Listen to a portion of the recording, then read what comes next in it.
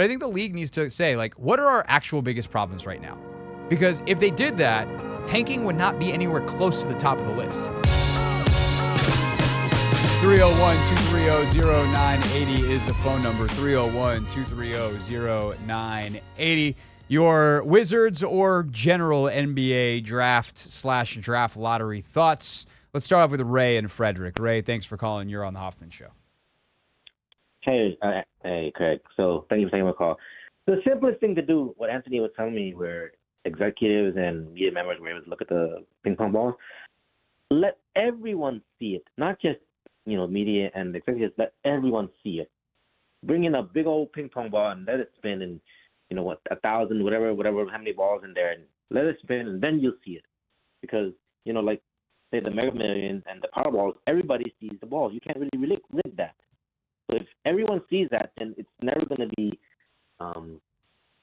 any thinking of, oh, it's rigged. You know what I mean? That's the simple thing. I mean, Ray, I hear you. I think that they should show it. I don't really understand the upside to not. I think it's a very silly system that they have, but people will still think it's rigged.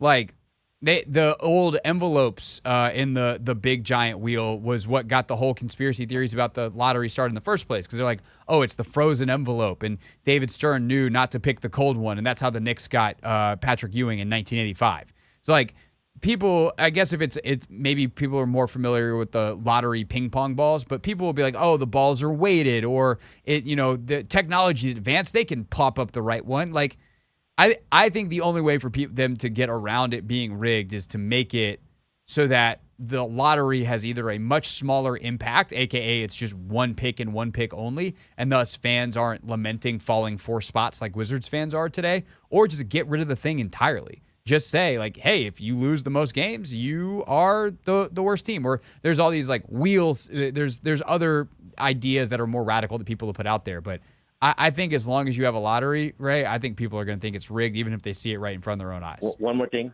One more thing real quick.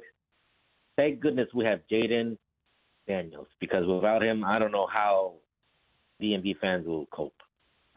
Oh, my goodness. It's just horrible. Yeah. Hope, you so much. Yeah, you got it. Hope is a powerful thing in a fan base. And, thankfully on the football front, we have a ton of hope. Basketball, look, I still think that they're doing the best that they can, but you're at the mercy of these ping pong balls. I mean, here's the thing to remember, too. Like, the Wizards were almost on the right side of this 2 years ago. The Wizards in that draft had the 8th best odds or 7th best odds, whatever it was.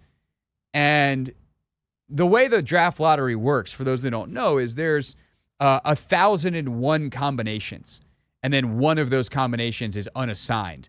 They were actually, because it's the way that, like, the numbers work out in terms of the numbers on the balls, and then it's like 1 through 14, and you do 4 balls, and that equals 1,001. And they actually were within 1 ball last night of getting I think it was on the 2nd pick. They were within 1 ball of having to redraw because they almost landed on the one combination that nobody had. But through the first 3 ping pong balls in 2022, the team that had the best odds to get Victor Wembanyama was the Washington Wizards. And the final ping pong ball came up Spurs. So it can happen the other way, but if you want the best odds, doing what they did with, the position they were in was quote unquote the best. It just didn't play out. Let's go to Clark. Clark, thanks for calling. You are on the Hoffman Show. Hey, Craig, I appreciate it, man. I appreciate both of you and Anthony. I was thinking while I was on hold, why can't the NBA do what the NFL does? Whoever has the worst record in the NBA get the first pick. You know what I mean? Opposed to that's the thing, Clark, is like, I'm down with that. They fear that there'd be too much tanking. That in a year like this, or in a year like Wemby, in a year like when Patrick Ewing was coming out in 1985, when it's like everyone thinks this is a generational prospect, that teams will tank so hard, worse than they are now, that it'll be a problem for the league. And the problem is I actually think that is a less significant problem than what people think right now, where they think the league is rigged. Because at least if teams are tanking, we can see it in front of us and be like, yeah, that team's got the worst record because they suck at basketball, as opposed to a bunch of ping pong balls. Yeah. So, but that's what they would tell you. I don't disagree that I might not just be better. Or I don't think they're better off, or I should say, I do think they're better off just going back to that. Okay, and I had one more thing prior to me leaving. I was telling Anthony off air. I think Cooper Flagg is just full of hype like Zion was. Me personally, I think the Wizards should go after that boy Walter Clayton Jr. To me, I think he's a better ball player than Cooper Flagg. That's who I would go after. Clark, if you think that Walter Clayton is going to be a better NBA player than Cooper Flagg, and I'm just going to say we disagree vehemently on what Cooper Flagg. Cooper Flagg is not. I'm gonna give you a call. I'm gonna give you a call. Right? If he winds up being better, call away. I think Clayton is someone they could consider with the 18th pick because they also have that from Memphis, and it's probably still an overdraft. He's small. He's older. Like there's only so much limited upside. Cooper Flagg is a bona fide two-way player who is an ultimate competitor, right in the head. Like. With Zion, the stuff has been injury. Zion's been amazing when he's been on the floor, but I think that there was always questions about his body type and whether that could work with the 82-game schedule. There's none of that with Cooper Flagg. Like, they're very, very different players. But I appreciate the call, Clark. I appreciate you, though. Yeah, for sure. You. All right, let's go to Yannick. Yannick, thanks for calling. You are on the Hoffman Show. Hey, love this show, man. I've been listening to you for a long time. Appreciate that. What I want to say is the Wizards, they couldn't get the number one overall pick last night, but I feel like the Mavericks needed more than the Wizards because when we get Alex Shaw in the draft, that whole thing changed. But since this past season, we got the bad record, all those stuff, because of injuries, those stuff. We can't play the ball, play the game right, play the ball, those stuff. Maybe we can get maybe instead of getting Cooper Flagg, we should get another big guy. So what do you think about that? I think that thanks for the call, Yannick. Appreciate it. I think that like getting a big is fine. Getting someone to pair with Alex Sarr is not a bad idea. And Malyuk, the kid out of Duke, who's 7'2", first ever draftable or first ever player that's going to be drafted out of the NBA Africa Academy. He's from South Sudan. He's going to be the first ever South Sudanese NBA player. He's really intriguing. His movement skills are great. He's 7'2", but he's very, very raw. He started playing basketball really late. He played the 1 year at Duke. And if you want to play Alex Sarr at the 4 and draft Malyuk and say, hey, we think this guy can develop, okay. I'd rather go say, where's my scoring and my shooting going to come from? Like, to me, where the Wizards are in their rebuild, they need to find shooting because I think they have really good defensive versatility. I think they have some guys that can create shots. Obviously, right now, the main shot creator is Jordan Poole. Bub will get better at that. And Bilal, you're hoping will continue to get better at that. And you're still ultimately hoping for a superstar now next year, since you're not going to get him this year, or that you can trade and kind of find one on the low in the way that Oklahoma City did or the way that Indiana did in trading for SGA or Tyrese Halliburton. But getting someone who has more shot creation upside at that 6th pick, I think is probably the better play. There's a couple of names that I have, and I see we got a couple of calls on the phones as well with some names. So we'll continue taking calls on this next. We'll talk to Chase Hughes coming up about this at 5 o'clock. We'll get to some other stuff later on in the show as well. But we're taking your calls now on the Wizards and the how you're feeling post-draft lottery at 301-230-0980. That's where we find JR. JR, thanks for calling. You are on the Hoffman Show. Thank you, Craig. Thank you for taking a call. You got it. But first off and foremost, I agree that the lottery actually sucks. I don't know why basketball is the only sport that does their draft just like they do it. But outside of that, as a Wizards fan, I think we're not in a bad place as much as people think, because I think at the 6th spot, you still have an opportunity to take someone like a Derek Queen that I think if you pair with Alex Sarr, and one of his best friends, and Bub Currington, you're positioning yourself to do some really good things as an organization, especially if you think coming right behind this year, we have a draft that's even more loaded next year, and hopefully, our chances are increased. So I think we're in a good spot. Like I said, hopefully we can get Derek Queen or like you said, maybe Trey Johnson drops. But other than that, obviously the lottery sucks, but I don't think we're as bad as, we're feeling right now. Thank you for taking the call. Yeah, JR, I think those are probably my two favorite, or two of my, I'll say three. I'm trying to think of who the third might be, but favorite names or most interesting names. Trey Johnson's definitely my favorite name for them at 6. I just think that a guy who shoots the ball that well is about as valuable of an asset as you can have. He's got positional size. He's made of all the right stuff mentally, how he approaches the game, all that kind of stuff. And whether he's a part of your long-term future or you flip him down the line as part of a package for something else, like a really great shooter always has value for your team or for someone else's team. So that's thing one. Queen is really interesting because, like, obviously there's the local ties and the feel-good story about all that part of it. Not only local ties in terms of University of Maryland, but he went to Maryland because he's from Baltimore. So you have the local-ish tie there. Queen and Sarr, if you could combine them, would be like a Hall of Famer, what they're capable of. Because Alex's defensive abilities, his switch ability, the stuff he can do with the ball, and the feel he has for the game, combined with the skill and the rebounding of Queen, is like a perfect player. The question is, when you split that into two, is that a pairing match made in heaven, or is it a floor spacing nightmare because neither of them really has three-point range quite yet? Like, we'll see how Queen shoots it. I shouldn't say Queen does it. Like, Queen can shoot the rock, but does he have NBA three-point range? I think that's still TBD. Obviously, Sarr is working on it. He took a ton of threes last year. But Queen, what he can do off the bounce, both those guys. But then defensively, like, Queen is limited as a defender. I think he's one of these guys that might be tough at times to have on the floor in matchups in the playoffs, depending on how he develops on that end over the next couple of years. But if Sarr is able to cover for him, then it becomes a very intriguing combination. I think it's also worth remembering, like, they have the 18th pick as well. And I do wonder if the combo of 6 and 18 can get you higher in this draft, which, maybe gets you in the Ace Bailey conversation. I don't think it gets you in the Dylan Harper conversation too, but especially because the Spurs already have 14. Like, how many picks do you want in this draft? Could you trade one of your future picks to potentially get up to 2? That becomes an intriguing conversation, but these are the kinds of things that Will Dawkins and Michael Winger and Travis Schlenk and all their guys in the front office are kicking around.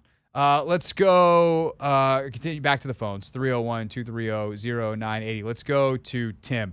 Tim, thanks for calling. You are on the Hoffman Show. Hi, Craig. I was just calling in. I know that there's been a lot of talk about it being rigged and everything. And, in terms of a conspiracy theory, no, but it is rigged. Mathematically, it's rigged. If you look, the top 3 teams each had a 14% chance. That 14 times 3 is 42. So 42% chance that one of those 3 worst teams will get the top pick. That means 58% chance that one of the other teams with a better record will. That's rigged. I mean, that's balanced towards the better teams. If you look at the Wizards, they had a 14% chance for the number 1 pick. The slot that had the highest percentage for them was number 6. It's rigged. It's rigged to punish the 3 worst teams in the league. Well, so here's the problem with that, Tim, though, is that that's still better than everyone else. Like, of course, if you combine the other teams, but there's 11 other teams, it's 11 on 3. So, of course, the other teams have more. Of course. But the other point that I think some people in the league office might make, and this to me like gets to the crux of the issue of what do you want as a league? Because I can make the argument that, like, yeah, so don't tank. Don't suck. Try to be better. If it's not that beneficial to be this bad in the first place, then be a better basketball team. To which then my counter to that counter is, but 14 is still the best I can get. And if I can't get Cooper Flagg, I can't win. Because that's the thing about the NBA, which makes this all so complicated. And this goes back to something the last caller said as well, is, why does the NBA have it like this and no other sport does? Because in no other sport does one singular player matter to the extent they do in the NBA and in basketball, because there's 5 dudes on the floor. And in the NFL, there's 22, and there's 10 in the NBA. The outsized impact of a LeBron James, of a Victor Wembanyama, of a Stephen Curry, when you get that guy right, it is the only way to win a championship, unless you're the 2004 Pistons. There's no other example of it in recent NBA history going back to 1980. So this is kind of what the league has to ask itself is, if we are not going to give teams that have fallen on hard times a way out, do we just say that part out loud? Do we not care? Or are we going to say, hey, the best way out of the bottom is to try your best to be good right now, and you're going to have to overpay for some free agents and try to get them to sign short-term deals so you don't lose your long-term flexibility, but we'll give better draft odds to the 8th team or the 12th worst team than the best team? Like, these are the fundamental questions. But to say it's like, I disagree with the word rigged in what you're saying, Tim, but you're 100% correct on the math of it all. Yeah, I mean, it's balanced to favor the better teams. How about that? Well, yes, on the collective, and you could fix that, right? You could make it so it's 80% chance the other way, which is 80% is not what it used to be. Yeah. So you'd be in favor of that. That's why I'm saying. Yeah. I'm not spouting a conspiracy theory that 100%. they're picking one team, but it is balanced to not be one of the 3 lowest teams. Yes, on the whole, yes. Even though it's 11-3, and it used to be a lot different. Tim, I think that's a really good point, really good framing. Thanks for the call. Last but not least, let's go to Aveen. Aveen, thanks for calling. You're on the Hoffman Show. Wrap us up here for the hour. Hey, Craig. I just want to build on what you were saying there. I think the NBA's obsession with trying to end tanking has backfired and been self-destructive. Like, if you look at every sports league, there's a handful of teams in every league that go into the season not ready to compete for the playoffs. Most teams go through a natural life cycle. Like, you're not going to be able to end that. And I guess you can say one person's tank is another person's rebuild. Like, the only way a bad team can build something built to last and sustainable is to go through a rebuild. And teams shouldn't be penalized for doing that. So I just think this new evened out draft odds it just misses the point of the draft, where the point is to spread out the talent, help out bad teams, and, give a lifeline to small markets and to teams that have been irrelevant, give them a lifeline to relevancy. Now you have this problem where the talent is going to go west. So just wanted to build on that. Thanks. Yeah, no, Aveen, it's a great point. And I think it actually also goes into something that also came up last night. Like, last night was a terrible day for the league, I think, in a lot of ways. Like, teams just getting gut punched in Utah and here. Obviously, I think a lot of the league is thoroughly pissed that the Mavs won, considering how they handled the Luka situation. Not just that they traded him, but that they traded him for pennies on the dollar without even opening it up to the market and to the Lakers, who always seem to be on the receiving end of those kind of deals. So I think there's probably real anger there. But then the Jason Tatum injury happens last night. And by the way, breaking news just moments ago, confirmation of a torn Achilles for Tatum. He's actually had the surgery to repair it. So he immediately went in, got the surgery, and now he will be out for probably a year. It'd be a miracle if he's back before the playoffs probably next year. It's a brutally long injury to rehab. And so I think part of that too is like, you've created this world where stuff like this keeps happening, where the NBA playoffs are a survival tool or a survival game as much as they are a talent competition.